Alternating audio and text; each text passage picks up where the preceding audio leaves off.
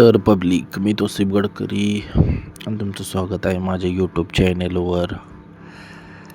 पाटणमध्ये तुम्हाला माहीतच आहे की रस्ता रुंदीकरणाचं काम अतिशय वेगानं युद्धपातळीवर सुरू आहे आणि त्यातच दांडेपुलाचं काम पण वेगाने सुरू आहे. अनेक लोकांचे मेसेज येत होते की दांडेपुलाचं काम दाखवा.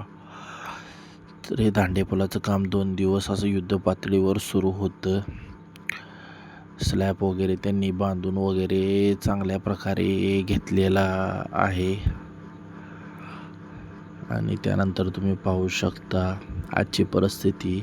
स्लॅबचं काम वगैरे पूर्ण झालेलं आहे आणि 22 दिवस या पुलावरून कोणतीही वाहतूक होणार नाही. मजबूतीकरणासाठी स्लॅबचं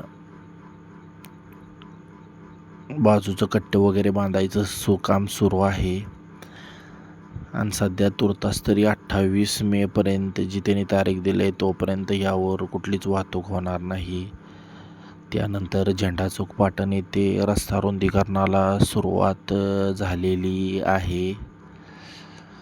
एक साईडचं अतिक्रमण वगैरे काढून घेण्याचं काम जोरदारपणे सुरू असलेलं एकंदरीत चित्र जुना स्टँड परिसरात सुरू होतं आणि पाटणमध्ये काम सध्या युद्धपातळीवर सुरू आहे.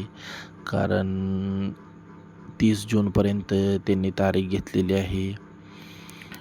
त्यामुळे एक साईड दांडेपुलापासून पुढे जुना स्टँड परिसराकडे 1 फुटापर्यंत 1 साईडचं काम पूर्णपणे करण्यात येणार आहे आणि वाहतुकीच्या ट्रॅफिकच्या समस्येमुळे रामापुरातून आता रोड सुरू करण्यात आलेला आहे. स्थानिक रामापुरातील काही कार्यकर्त्यांची पण मागणी होती की लोकांना वाहतुकीचा त्रास सहन करावा लागत आहे आणि पर्यायी मार्ग उपलब्ध नसल्यामुळे आता रामापुरामधून पण वाहतुकीसाठी पर्यायी मार्ग उपलब्ध करून देण्यात आलेला आहे.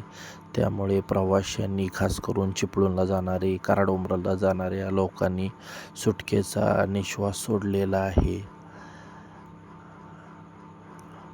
त्यामुळे त्यांना आता इथून पुढे प्रवास करणे सुलभ जाणार आहे. तरी पण ॲक्सिडेंट वगैरे होत आहेत. प्रवास करताना काळजी घ्या.